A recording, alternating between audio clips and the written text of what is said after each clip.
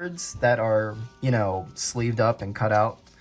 But I have an entire folder of them, and also the only what are they called, booster packs that I tried to make. I can't find any of the other ones, but this is the only one that I've been able to recover. And you can see Ninja Doctor, and I guess I didn't make a mini dragon from the last card game, so I put him on the cover for this one, and it's called Nova Blast New Era. As a kid, I just put two words together, and I guess that would be the result of it. Or supposedly 8 cards in every pack, and you can see it's not in the best condition, but you know, you can fold it up. You fold it up, and then I guess you would put cards in there, and you can like tape it, and then you would tear it open to get the cards. But yeah, that's the only booster card that survived. Moving on, I believe we have our folder here, which I housed all the cards in. And on the front, you can already see some spoilers of some of the cards I will reveal. You can see a little cupcake guy, a jelly bean guy, a catapult guy, a cake dragon, cake warrior, yogurt slasher, a gumball cannon thing, and a giant snake worm. So let's open this up.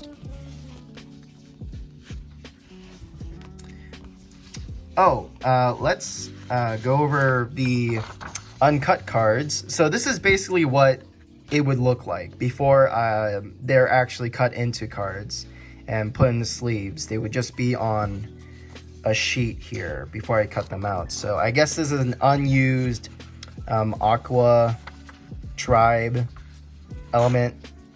So we got Bubble Lord, Seahorse Rider, Clam Blaster, a Hydro Knight, and over here we got Squid Cannon and Mad Crab, who doesn't even look like a crab at all.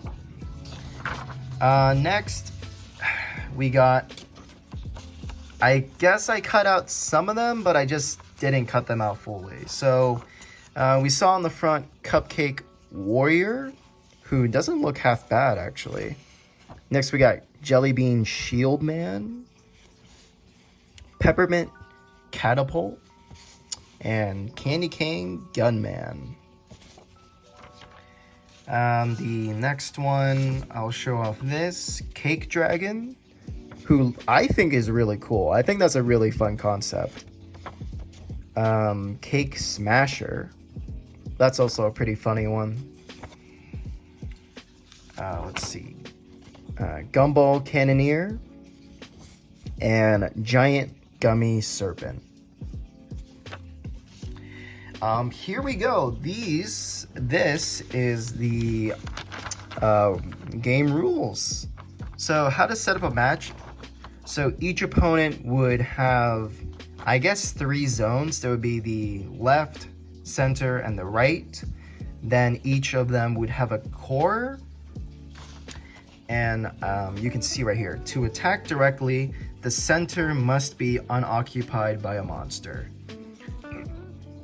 And you can see in this little diagram I made that if there's no creatures in or monsters in the center, you can do damage to your opponent, but if there is, you can't do that. Your core has 25 or 25 life. The monster's attack is halved when directly attacking the core. So if the card had 2 damage, it would do only 1 damage. And here's a damage calculator, which took way too long to do.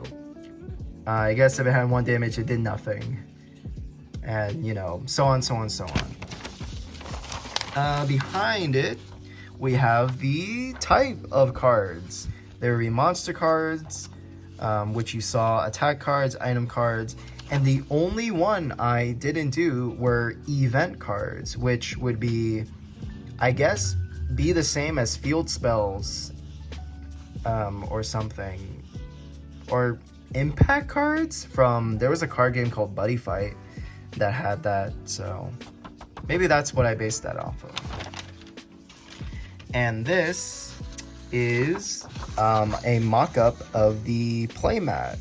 You would have your core, which had that weird symbol on it, which I am assuming is life points. Discard pile, your deck, which I don't know why you would want your deck to be sideways. I don't know what I was doing. And then you got your center zone, left zone, right zone. That's about it. Yep. And this is the last thing I drew for anything.